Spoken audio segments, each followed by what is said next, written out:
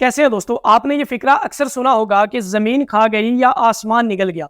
बिल्कुल इसी तरह आज से तकरीबन 35 साल पहले 25 अगस्त साल 1989 के दिन पाकिस्तान एयरलाइन PIA की फ्लाइट PK404 के साथ भी ऐसा ही कुछ हुआ। इस फ्लाइट ने सुबह 7:36 पर गिलगित के एयरपोर्ट से उड़ान भरी और इसकी अगली मंजिल गिलगित से 300 किलोमीटर दूर पाकिस्तान का दारुल खिलाफा इस्लामाबाद थी। ये टोटल 55 मिनट की परवाज होने वाली थी और इसके अंदर 54 लोग सवार थे, जिनके अंदर 49 पैसेंजर्स और 5 क्रू मेंबर थे।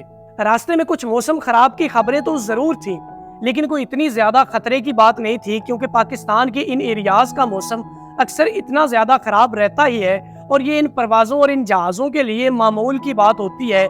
ये मामूल के तौर पर वहाँ इस मौसम में आते जाते रहते थे। अपनी उड़ान भरने के 4 मिनट्स बाद 7:40 पर पायलट्स ने कंट्रोल टावर में ये राब्ता किया और उन्होंने बताया कि वो बूंजी पहुंच चुके हैं। असल में बूंजी गिलगित से 40 किलोमीटर दूर पाकिस्तान और चाइना के दरमियान बनाई जाने वाली शाहराह रेशम और दरियाए सिंध के किनारे पर वाक़या एक कस्बा है। दोस्तों, ये इस फ्लाइट का कंट्रोल सेंटर में आखिरी मैसेज था। उसके बाद ना ही इस फ्लाइट का कोई मैसेज आया, ना ही कोई मेडे की इमरजेंसी कॉल आई और ना ही इस फ्लाइट ने इस्लामाबाद में लैंड किया। इसके रूट के दरमियान दूर दूर तक समंदर का नामो निशान भी नहीं था कि ये कहा जा सकता कि ये जहाज किसी हादसे की वजह से समंदर में गिर गया होगा और वहां पर फिर उसके पानी में डूब गया होगा।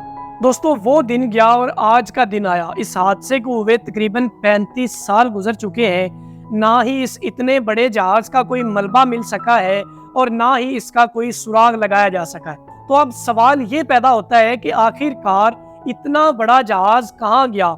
इसे जमीन खा गई या आसमान निगल गया? और क्या इसे इंडिया ने तो अगवा नहीं कर लिया था? दोस्तों, आइए इन तमाम सवालों के जवाब जानते हैं इस वीडियो में आगे बढ़ने से पहले आप लोगों से गुजारिश है कि अगर आप इस तरह की इंटरेस्टिंग और इंफॉर्मेटिव वीडियोस देखना चाहते हैं तो मेरे चैनल को सब्सक्राइब कर लें और साथ दिए गए बेल आइकन को भी प्रेस कर दें, ताकि मेरी लेटेस्ट वीडियोस आप लोगों तक बआसानी पहुंचती रहे। असल में ये जहाज हॉलैंड की एक फोकर नाम की कंपनी का बना हुआ था, जिसका मॉडल नंबर 200 फ्रेंडशिप था और ये उस वक्त के जमाने का काफी महफूज तरीन जहाज समझा जाता था, जिसकी वजह से PIA इसे छोटे और खतरनाक रूट्स के लिए इस्तेमाल करती थी।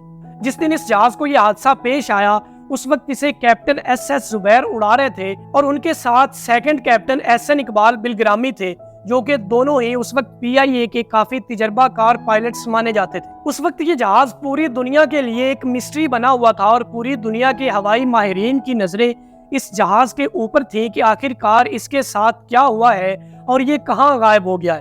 लेकिन किसी को कुछ भी समझ नहीं लग पा रही थी कि आखिर इसके साथ क्या मामला पेश आया है। असल में जब भी ऐसे कोई जहाज गायब होता है तो उस मामले को 2 तरीके से देखा जाता है।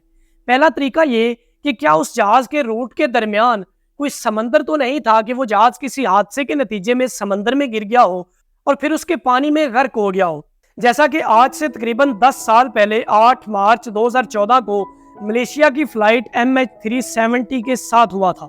और 10 साल गुजरने के बाद इसका मुकम्मल मलबा या ब्लैक बॉक्स तो नहीं मिल सका, लेकिन इसके कुछ टुकड़े जरूर मिले, जिनसे पता चलता है कि यह जहाज किसी हादसे के नतीजे में इंडियन ओशन में गर्क हो गया था।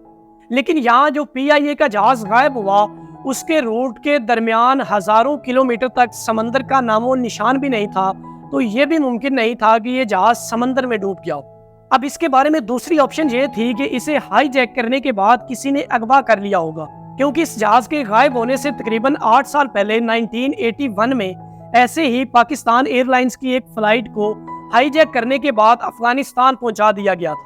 और उसके बाद 8 साल बाद ये मामला पेश आया तो पाकिस्तान के लोगों के ज़हनों में ये सवाल उभरने लगा कि क्या इस जहाज को इंडिया ने अगवा तो नहीं कर लिया।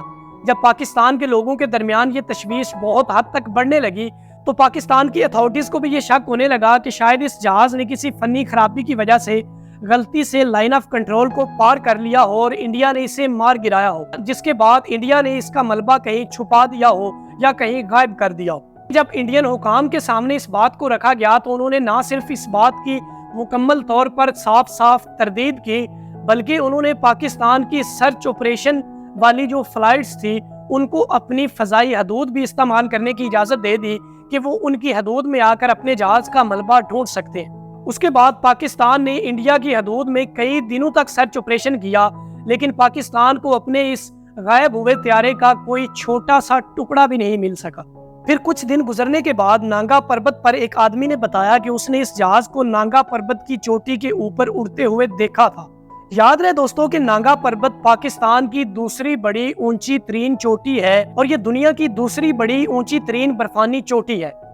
उसके बाद इस जहाज के ऊपर जितनी भी तहकीकात हुई, उनमें जो मुतफिका तौर पर फैसला किया गया वो ये था कि ये जहाज कहीं नांगा पर्वत के ऊपर किसी हादसे के नतीजे में गिरा होगा और कोई इस जहाज से कई गुना बड़ा बर्फ का टुकड़ा इस जहाज के ऊपर गिर गया होगा, जिसकी वजह से ये जहाज उसके अंदर मुकम्मल तौर पर दब गया होगा और उसके बाद ना तो इसका मलबा मिल सका है और ना इसका कोई भी टुकड़ा मिल सका है। लेकिन दोस्तों इस जहाज के साथ जो भी हुआ है, आज भी ये पिछले 35 सालों से एक अनसॉल्व्ड मिस्ट्री है जिसे आज तक कोई भी हल नहीं कर सका। दोस्तों मैं उम्मीद करता हूं कि आप लोगों को मेरी आज की वीडियो अच्छी लगी होगी। अगर आप लोगों को मेरी आज की वीडियो अच्छी लगी है तो मेरी वीडियो को लाइक करना, शेयर करना और मेरे चैनल को सब्सक्राइब करना ना भूलिएगा। मिलते हैं किसी नेक्स्ट और अच्छी वीडियो में, तब तक के लिए अपना बहुत सारा ख्याल रखिएगा। अल्लाह हाफिज।